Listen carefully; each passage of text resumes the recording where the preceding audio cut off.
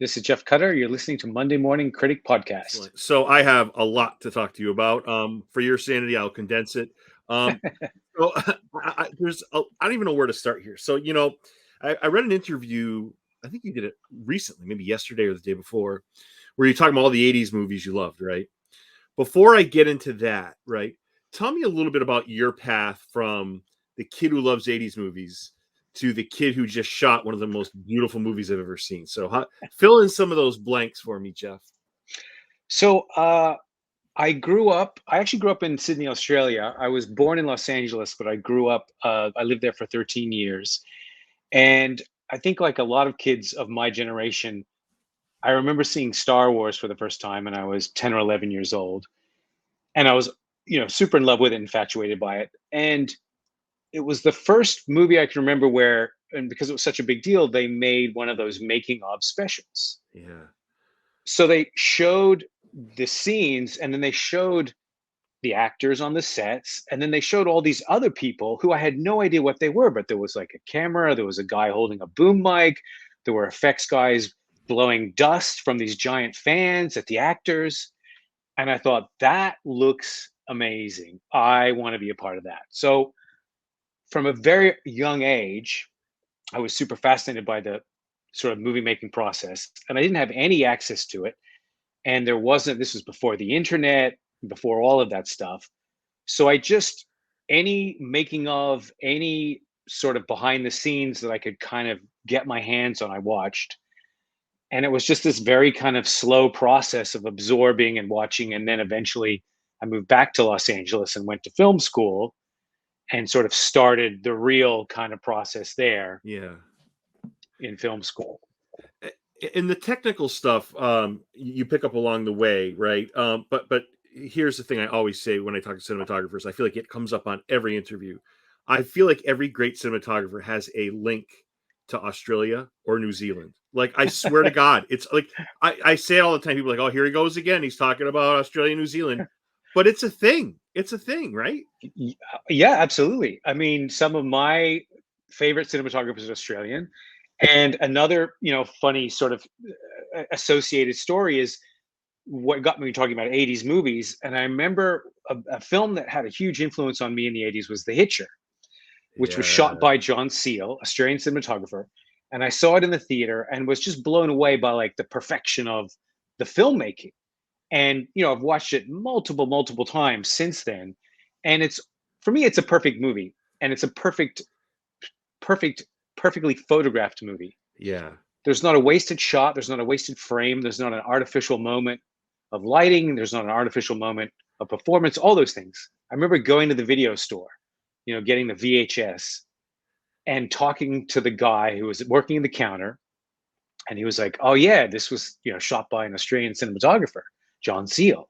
And that was sort of my first, also kind of like, oh, there's this whole world of, and the way that things connect, and like, oh, there's other, the people who work on these films and all that sort of stuff.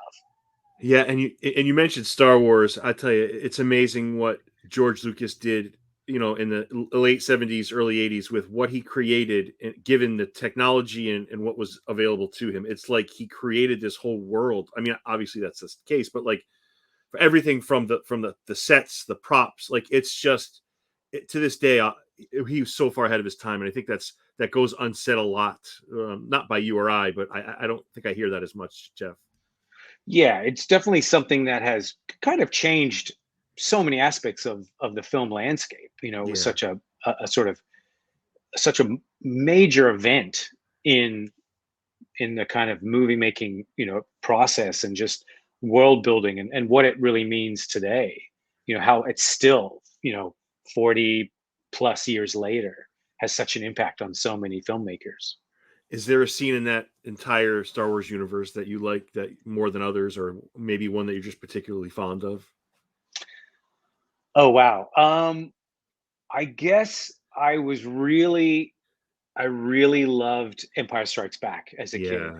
Yep. And it's really interesting rewatching those, and the sort of huge leap from the first one to the second one, in terms of, the first one is obviously such great example of world building, But then the second one, I think the filmmaking itself is elevated, Yeah. and it becomes much more the sort of intricacy of the set pieces and the set design and the photography and all those things just goes up another notch. And I think it's hard to say. I remember the snow sequences early, um, Yeah. really like Yeah. captivated me. Yeah, well said, well said. And just looking at your filmography, it's so sneaky and so solid. Like I knew a lot of your work, but like as I was going combing through it, I'm like, it just gets stronger and stronger and stronger. It's almost like a very underrated filmography, Jeff. I feel like you've done a lot. Yeah, I mean, I have been shooting for a long time, and I started shooting commercials and music videos actually sort of in the late '90s. So I've been doing shooting for almost 25 years, but not films. Did my first film in 2005, but it's very much been it's felt very much like a three steps forward, two steps back process. Yeah, You kind of make a little progress, and then you feel like a setback. I also think it's only sort of in the last 3 or 4 years where I felt like I've been able to kind of gain some momentum. And I think it's important in terms of the quality of your work, where if you can keep going on films, and you're going to make mistakes, you're going to do things you don't like, or you're going to, shoot certain sets that don't work for you, or there's just going to be things that don't line up for you. But the more yeah, you shoot, the more the rhythm you get into, and then you can kind of get fortunate enough where you're in a good rhythm and in form, and then all the other elements that are presented to you or given to you to then photograph also line up. And I think that's when you know things can really that's when you can really turn in some nice work or be a yeah. part of a really great film. Yeah, and before I dive into that, I wanted to ask you quickly. I started the interview by saying, 80s movies really influenced you as they did me. And I think we're alike in a lot of ways, in that way, certainly. Predator, RoboCop. I know you're a big Terminator guy, Lethal Weapon. You mentioned The Hitcher earlier. Is there a movie left off of there that you would put on? Is there another one that you would add to that? Yes, the Terminator and the Hitcher were very, very important in my sort of just the filmography of the things that. But the other one that kind of blew my mind was Angel Heart, directed by Alan Parker. Ah, good one. Very, yeah, very different, but Yeah, it was the first movie that I sat in the theater through the entire credits, because I had just my mind had just been blown by what I had seen. it's the best And feeling. It's the I best. didn't know, yeah, I didn't know how to process it. And I think to this day, the film stands the test of time. I think it's so elegantly directed and so elegantly photographed that it's not dated at all. You can watch it now. I Mm. still can reference the photography in that film. Yeah, it's a phenomenal movie, and I was dying to ask you. I want to be careful how I word this because I don't want to, I'm not negative, but there are movies that are gorgeous. Like for me, There Will Be Blood is one of the most gorgeous movies I've ever seen. I do not like the story. I don't. It's not for me, and that's not to say it's not a good movie. But it's just so beautifully shot. Like I could just watch that from and turn the volume down and just watch that. Are there movies over the course of your life where and you don't have to name them, but where you've appreciated the cinematography, but maybe weren't a super fan of the story being told?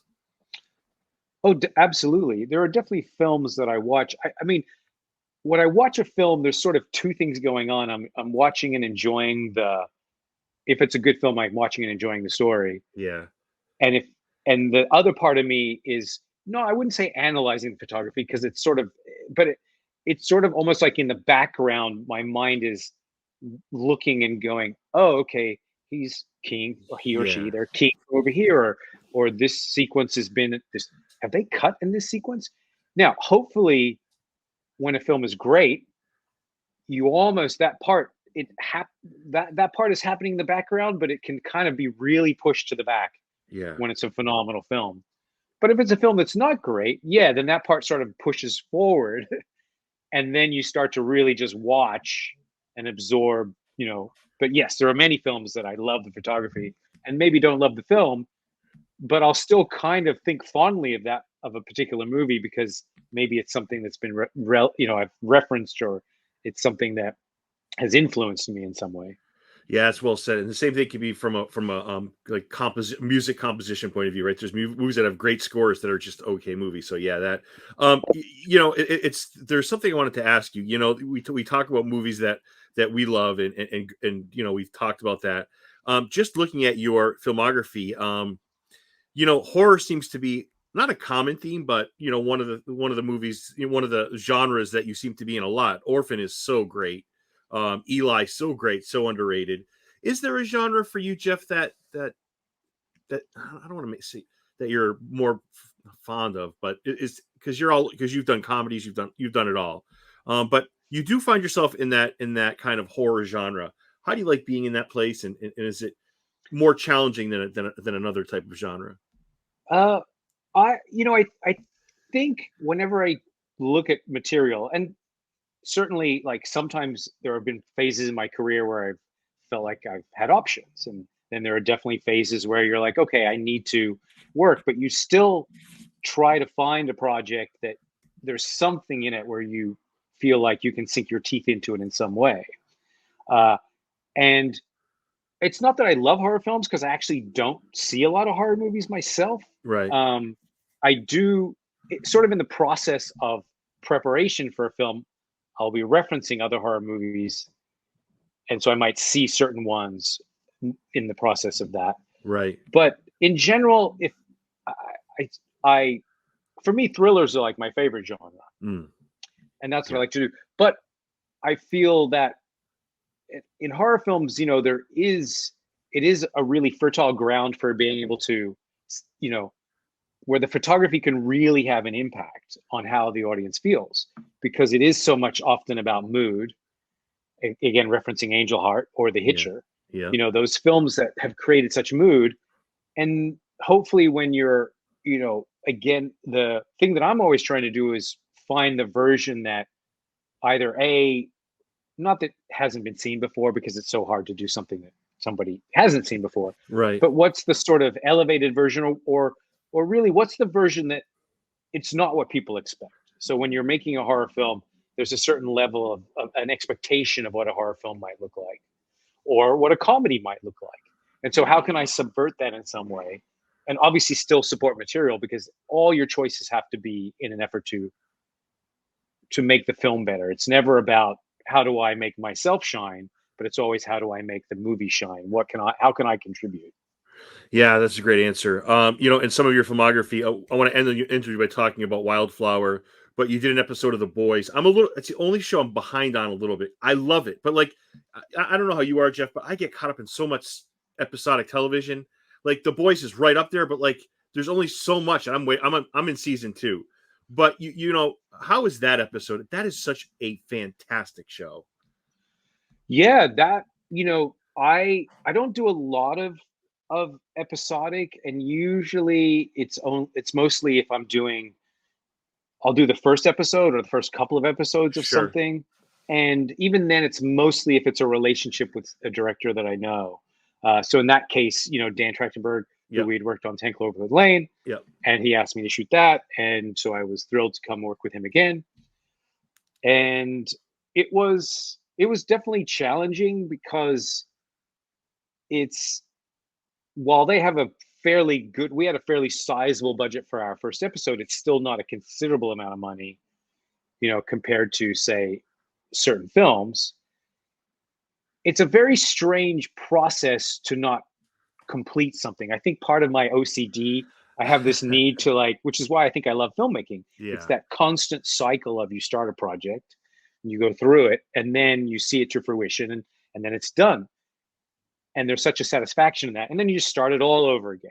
Yeah. Yeah. With episodic, or particularly with a pilot, it's a strange process where you're just doing the tiniest fraction of the story, and you're not really even getting to the meat of it because you're introducing some of the characters, not even all the characters, and you're just introducing the world, barely scratching the surface of some of those stories. So it's a very incomplete process, which I find less satisfying. But the flip side of that is there is something great about you come in and it's sort of a shorter process, and you can kind of at least sort of initiate the look of a show, which that part's fun. Yeah, it's funny you said it because I think it was Jules O'Loughlin. I can't, there was another cinematographer. We were having this discussion too, and I said, I don't understand the fact you even a composer, you bring somebody in for 2 episodes or 1 episode, and then somebody else takes over. I get it with a director, I get it, but like as far as cinematographer or a composer, I get what you're saying. Like if I was doing the work, I would say, you know what, Jeff, shoot this for me. I know it's a lot of work, but that would drive. That's me. Like that would I feel the same way you do. Like that would drive me nuts as a like OCD. Same thing. Like either you're there for the whole thing or it's like Right. Yeah. frustrating. Yeah, Yeah. Yeah. I get I it. think, yeah, that even extends into on a film. I don't like when there's sort of second unit or things that are shot by other people. In the same way, like on Prey, Dan Trachtenberg, Dan doesn't like in all our films. Dan doesn't like having a second unit, somebody else directing something. So like we didn't have a big action unit separate from us on Prey. We did that all because he just wanted to, he wanted to direct everything, and I feel the same way. Like I want to shoot every frame, and that's doesn't end up that way. Even on a film like there's still other people that help and participate, Matt, and do things really really really well for you. But yes, it's like there's that handing off of things that you're like, oh no, I want to do all this. Yeah, Jeff, is that common? Can you film a movie and not have a second? Like, can you just do the whole thing? Is it always net? Do most movies have that second and third? They come in and do the extra filming, or can you have you ever seen a film where you're just strictly you kind of just said it about Prey, but I have a feeling that's really uncommon, right? To just kind of Yeah, there's definitely different levels, and I've done films where there's been zero additional photography, where whatever we shot at principal, there was not a single frame that was shot later. yeah. um, I've shot films where there have been no other cameramen doing things, and I've shot films where other cinematographers have come in and either picked up a scene or been there for a couple of days or a whole week. It just depends on it really runs the gamut, you know. Yeah, and you mentioned 3 projects with Dan. 10 Cloverfield Lane is just a phenomenal film. I mean, it's just awesome. Why do you think it is one of the reasons why you guys make such a good team? Do you think it's because your affinity for that, just love telling the story, love that 80s-ness? Because the way he tells the story and the way you guys work together, it's like beautiful. Like it's beautiful the way you guys see each other's visions. Yeah, I think you get in sync with people, and I Yeah. think we have very similar tastes. Not just about filmmaking. It helps when like we're both gamers, so it helps when you have similar affinities, and we just have similar tastes, uh, and those things make it much easier.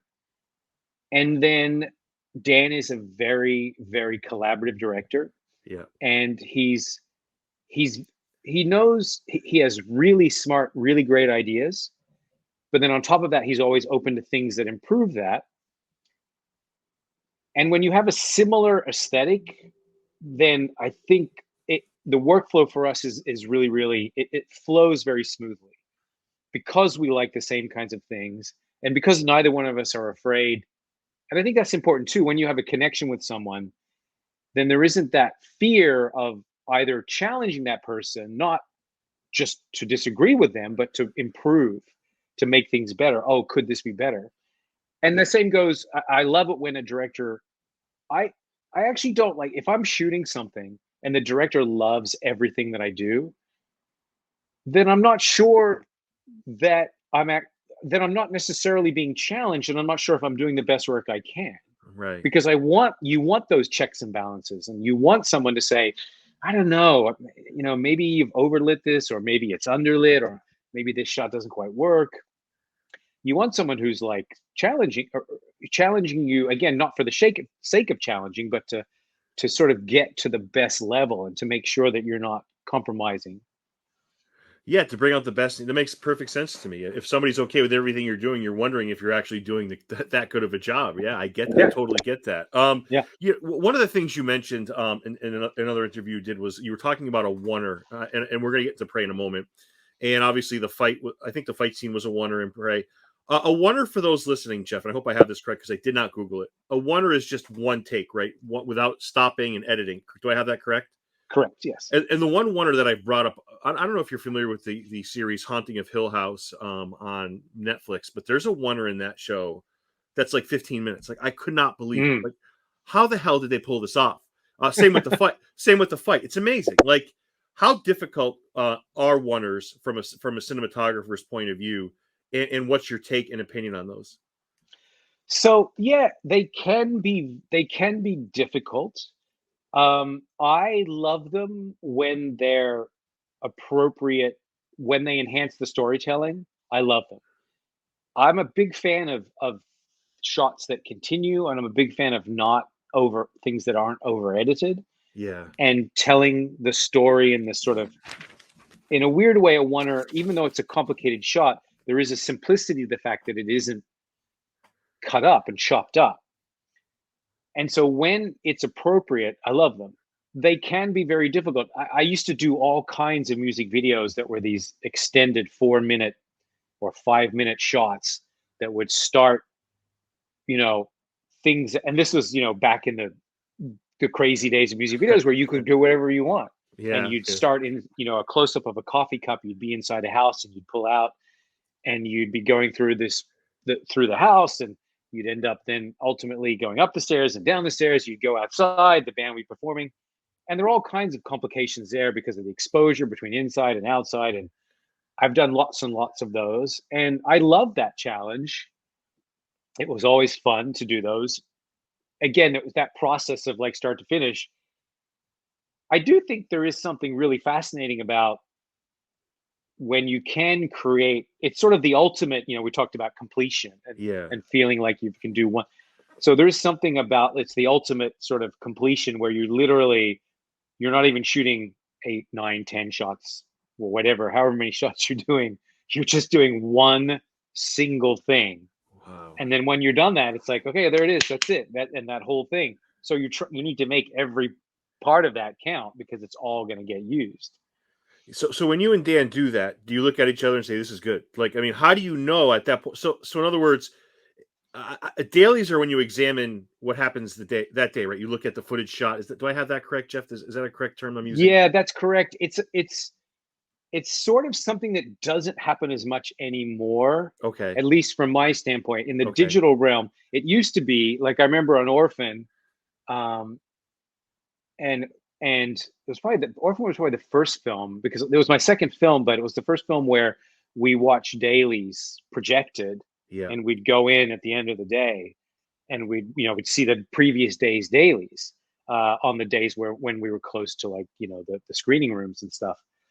And so yes, you'd watch those. That was back in the film days when you didn't know exactly what you got. You had an Right. idea, but you were watching stuff on a small little SD monitor, and it Right. wasn't remotely representative of what you were, it just gave you a rough idea of the frame. It didn't tell you any, about exposure, whether you'd expose the film properly or any of that stuff. In the digital world, and I guess even a little bit now with COVID in the past couple of years, but even pre-COVID, in the digital world, everyone gets dailies at the end of the still the same process at the end of the next day, but you get a link and you watch on your laptop or your iPad, Yeah. and everyone sort of does it separately. I don't watch dailies as much, mostly because now when I've seen what I've seen on set, I'm seeing the digital image on an 17-inch HD monitor that's calibrated, that has my LUTs. So I've seen it. I know, and even and things like focus, you're seeing all those things in the moment. So that process is definitely not as sort of critical, I think, for me anyway, as it used to be. Jeff, how do you and Dan know you have the shot? Is it just like a feel thing? So in other words, I'll just use the fight as an example, as that one. Or how do you Mhm. know that you know what we've nailed this? You talked earlier about not having somebody keep you in check, and I know you and Dan have a great working rapport where you guys are probably challenging each other. But how do you know that you have that shot? Like because again, it's a one time thing. You don't have. So how do you know it? You watch it back, you look and you see, are there places that can it be improved? can it be improved in the time that we have left? Can it be improved in a way that's significant? Um, and sometimes there will be accidents that happen, and you'll say, well, that wasn't perfect, but maybe that imperfection is actually really great Yeah. because it's not, there are lots of happy accidents, and there are a few happy accidents in Prey. And in every film I've shot, there are things that, I actually feel that way about lighting, where there'll be times where I'll have given a note about setting up a light over here and point it this way and blah, blah, blah. And maybe in the process of setting it up, it's just pointed down and it's pointed off in another direction. And they'll turn it on and I'll be like, stop, don't touch. Great. It looks awesome. Don't touch Yeah. it. Yeah. Yeah. Yeah. It's Yeah. not what I had said, but it'll do something that I wasn't expecting Yeah. in the process of setting it up. And it'll look amazing. And I think it's good to be open to that stuff. But to answer your question, it's just a feeling, I guess. And you just, and ultimately it's really the director's decision. It's like, does he think he has it or not? And I'll weigh in and he'll ask my opinion and he'll ask other people's opinions. And it's really, it comes down to, is it there? Is it not? Does he feel it in his gut? And that's what Yeah. it comes down to.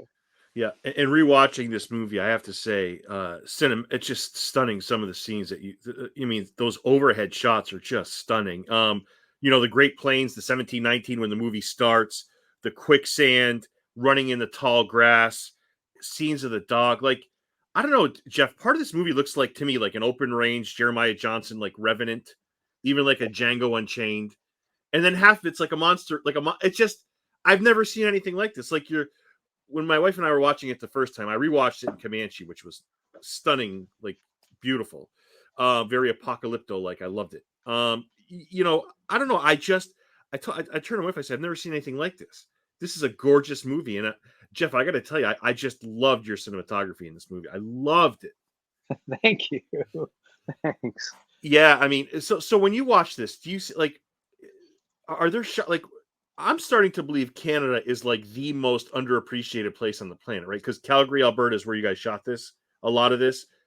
Yes.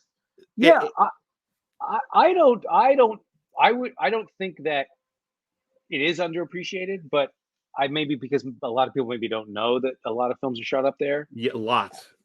a lot. Yeah, Yeah, I mean it was fantastic, fantastic locations, fantastic vistas, and that. So I've always when I started shooting, I remember working with a director who was also a still photographer, and we were setting up. It was like a close up of like an orchid, and it was this really beautiful image, and it was very simple lighting, that we did, and I remember saying, wow, this is really great. And it just was like an orchid.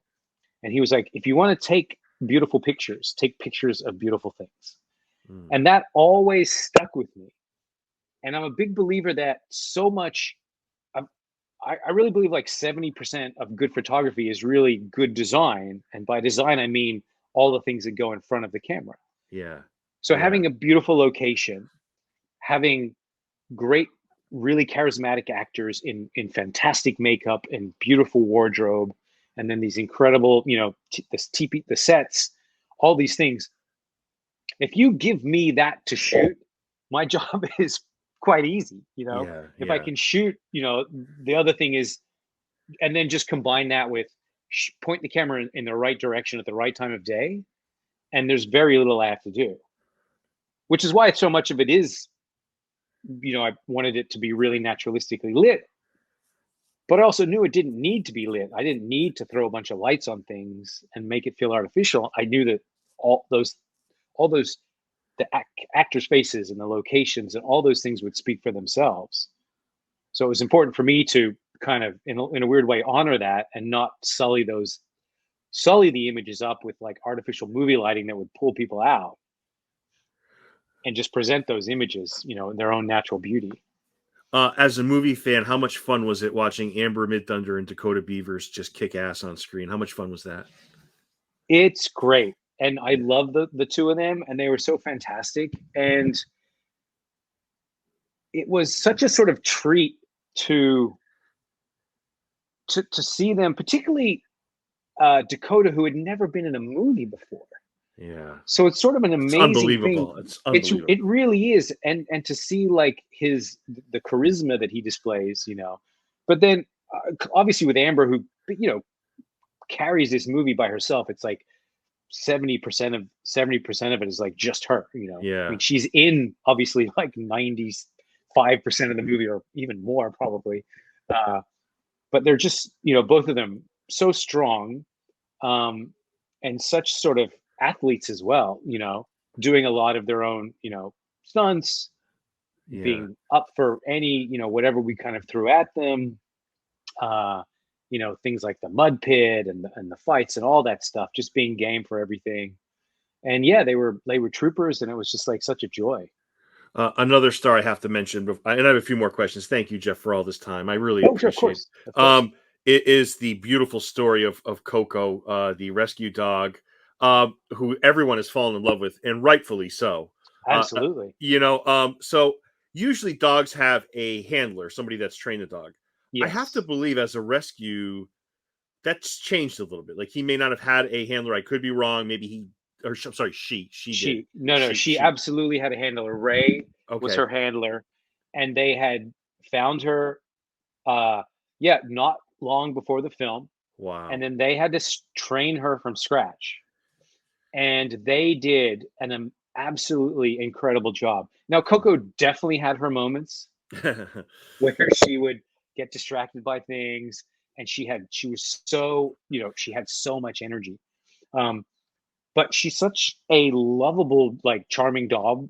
And then the sort of the interaction between Amber and Coco is so it's so captivating, and it makes you love the character even more, her relationship with this dog, and you root for her even more. And yeah, Coco absolutely killed it. She was amazing. Yeah, you brought up a great point too. It's their rapport to through the whole movie that really. I mean, she's already a likable character as is, but this puts her in a stratosphere in itself. You know, is it frustrating? What's it like being a cinematographer and having to work with animals? Is that? I mean, obviously it presents a challenge, but I guess challenges are presented all the time to you. Are animals any different? Yeah, they're not necessarily any different. I mean, everyone, there's that old joke about never work with, you know, children and Yeah, animals. And I've done my fair share of movies with kids and with animals. yeah. Um, but yeah, it's challenging, but it's yeah, I guess it's not necessarily, you know, there are those moments where, you know, the sun is going down and you're waiting for the dog to do something, and it's like, oh, you've just lost a shot. But you know what? The truth is that happens with human actors. It happens with equipment. It happens with all kinds of things where stuff just, you know, stuff stops working, or clouds roll in at the inappropriate time, or any number of things that can sort of go wrong. And you just, you know, have to kind of roll with those things and be patient. And which goes back to what I was saying about how when so many things do line up, when you get really lucky and you have not too many of those problems, or those problems end up becoming good things, then you Yeah. know you feel really really lucky. Yeah, there's a great shot of Coco right after she gets out of the mud pit, and there's a straight up shot of Coco. It's just beautiful, and she's just amazing. I don't know, it was a great shot. Um, the other thing is work. I mentioned the scenic part of it, the real beauty of this film, but also the part that everyone else loves, like the laser scope, the cloak, the heat vision. Are those added layers of complexity for you, Jeff? I mean, all that stuff. Does that make it a little more difficult? Because again, there's nothing really like this film. Like, I mean, it's very unique in that way. Most of that stuff doesn't really affect me too much. Right. There are, you know, certain requests that like um, the VFX people will ask, and certain things that you have to kind of be respectful about or in the process. But for the most part, they really have to work from what we're doing. So, you know, the environments, the lighting, all those things, then they match all that stuff to what we're doing. They take, you know, lots of references. They do all sorts of um, charts and scanning and things that they do. But for the most part, that stuff ends up not really impacting what I do too much. You know, obviously there are things where you have to fly blue screens and green screens for certain effects, and that stuff definitely impacts what I'm doing, but it doesn't change the sort of creative aspect of it. It just becomes another sort of technical layer of it, Yeah. but it doesn't necessarily affect like how I want something to look, if that Yeah. makes sense. Yeah. It does. It does. And the other thing I want to ask you was, Kara Lindstrom, the production designer, created like this like model forest. Where I was looking at it online. It was like stunning. Like it's beautiful. I mean, it looked like she put in a ton of work into this.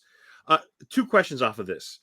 Is that normal for like? I feel like there's storyboarding. There's things related to that. I feel like this is like next level stuff, right? To create and look and I feel like this is also part of what makes Dan a great director, right? There's no detail you know not looked at. Like he is so thorough about what he's doing. So I guess say anything you want about that because I mean just looking at this like model is just so beautiful. Yeah. So as far as the first part, there is some level of model making that sometimes happens on films, not necessarily to the degree of the detail of like the ones that you're referring to that you've seen Yeah, images of online. yeah, But often it happens. There's varying degrees of sometimes it's simple 2D, simple not 2D but simple 3D cardboard, and you might have a just a thing of a set, and you can I've done stuff where the designer has built small cardboard things and even had small like periscope mirrors where you can actually kind of almost approximate a camera angle and imagine like, oh, you're here and you're kind of peering into the set on like a tiny little periscope. Um, but on this film, because there were a couple of really massive, like, so there were two models that were constructed. One was the forest that represents the end fight sequence right, where the mud pit was, which was actually one of the more difficult locations to find, or for us to at least sign off on, because there were lots of sort of specific things that we needed that set to do. We had to be able to dig into it and build a mud pit, and there's a lot of land that we weren't allowed to do that on. We had to have trees, but not too many trees. We had to have access for our giant lighting rigs. So there weren't that many places. There were the other one that we modeled, that Kara modeled extensively, was the Burnt Glade set, which is the very smoky set where the fur trappers set Tabe and Nadu up as bait, and the right. predator shows up and then basically, kills them all. So those two, because they were such big set pieces and had so many days, now both of those sequences were previs that Dan and I, along with the previous company, Third Floor, we had worked, and Dan had worked with them before on The Boys. So we had in prep before we even started shooting, we had sort of the previs those so that they were very very high end storyboards, to the point where it even tells you what the focal length of the lens is, how high the lens is, how big the dolly move is. Now we don't match that, but it's a guide, Right. and then we go, it's certainly the starting off point, and then we do most of those shots. We don't necessarily match the specific specs of them, but it's definitely a jumping off point, and then we know this is the shot. As far as Dan being very prepared, yes, he's extremely prepared, Mm. extremely methodical, and extremely detailed. And it is all about the details for him. And when we're shooting, he's very specific about how he wants a shot to be and the precision of it, and when it's moving and when it's not moving, and when does it rack focus, and how what's it racking focus to, and very much into the sort of the layering of all those elements and making those very strong, like strong moves that again that does go back to like some of those 80s films, you know. Yes. Yeah. And Yeah. I'm quite a bit older than Dan, so he was a lot younger when those 80s films came out. Like, he Yeah. has a funny story where he wasn't allowed to see the original Predator because he was only in third grade. So he couldn't see it in the theater. I saw it in the theater because I was 18 years old. Yeah. Um, but we're both influenced by that strong, some of those very not that the '80s has any monopoly on those kinds of action things, but I think that's It seems certainly like in my DNA. yeah, it seems like Jeff just looking at like Stranger Things, all these other shows. I feel like people want to go back to the '80s, not like I feel like that's the one decade where people just want to keep coming back and back and back. I don't know. I mean, there's got to be something about it, right? Well, I think that happens. I feel like that was the '70s. And, when I when in the '80s and '90s, and things were referencing the '60s and the '50s, and in another 10 years we'll be looking at the '90s, Well, that's and people true. will be Yeah. referencing it. I think that's a natural sort of, it's a constant cycle of that we rehash things. A last prey question: is there a scene that stands out for you? And I know there's a ton for me. I mean, I couldn't answer this question. There's too many I love. Is there a scene for you, Jeff, that stands out? I mean, yeah, there were a few for a few different reasons, but I guess I would say the fur trapper battle in the burnt glade Yeah, is probably my fog. favorite sequence. And I think also, I mean, it's one of my favorite sequences to have shot. It was very, very complicated. We shot it over 8 days. Um, but I'm really happy with the way it looks and feels. But I also think, as a fan of not just, I mean, of '80s movies, but specifically of the Predator franchise, as a fan of that franchise, it's the kind of scene that I would have always wanted. And there is something great about, because the Predator is it's such an interesting character who, while he's a monster and, in parentheses, the villain, Yeah. people love him and people root for him. And so it's great to sort of have him as the villain, and yet you get this whole scene where you sort of are actually rooting for him to wreck all the fur Yeah. trappers, because we hate the fur trappers even more in Yeah, some they're way. horrible. Yeah, yeah, Yeah, yeah, yeah. because at least with the Predator, you're like, well, he's hunting because that's what he does. Right. Whereas the fur trappers are just, these evil guys that are coming in and like killing all these animals, and you know ruining the land, and ruining the indigenous people and all that sort of stuff. So it's kind of that perfect scene where you get to actually root for the Predator. And and the predator has ethics. These trappers don't have ethics, right? Yes. You see these buffalo in the field that like they just Yeah. completely slaughtered for the fur. At Yeah. least the Yeah. Yeah. predator he has an ethical point to him. He doesn't, Yes. you know, Yes. but the last thing I wanted to ask you was the last the newest project you have is Wildflower, I believe. Yes. We talked about being a fan, and obviously you know how I feel about you as a cinematographer. Is it strange being in that seat when you're shooting somebody like Alexandra Daddario, who's just a stunning actor in every sense of the word, or like a Chris Evans? I can go on and on, but like it's just it must be such a wonderful job in that regard, right? You're doing what you love, and you have a seat to the best seat in the house. I don't know. I just feel like say whatever you want about Wildflower and my comments about just being able to really be a fan and do your job at the same time. Yeah. Wildflower, I shot right after Prey. So I came back from Calgary last year in like September of 21. And Wildflower was a tiny script, and it was a very, very small budget, but it was fantastic script, an incredible cast, as you mentioned some of them, and Kiernan Shipka and Gene Smart, um, all these wonderful, wonderful actors with a wonderful script, and with a director who I had not worked with before, but I just knew we were going to get along. We had Yeah. similar tastes, and again, it's a thing when you're. I feel like you're either in simpatico with someone or you're not, and I knew that we would be.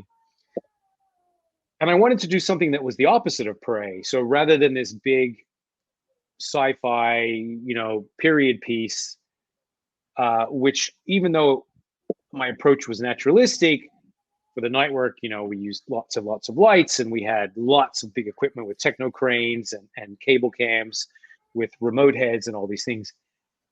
So I was very interested in actually doing something really small and intimate. And I didn't operate on Prey. I don't always operate, but I wanted to operate the camera as well on Wildflower. And I think, as you say, having that seat at the table, it was such a joy to kind of be there. Right, you really are up there with the actors, and you're watching their performances, and you have to react to what they're doing.